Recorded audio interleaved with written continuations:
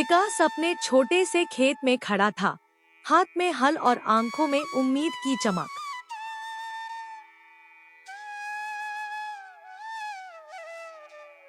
देखो गीता, खेत में कितनी सारी सब्जियां लहलहा रही हैं। अगर यह फसल यूं ही सुरक्षित रही तो हमारे बच्चों का भविष्य सच में उज्जवल हो जाएगा।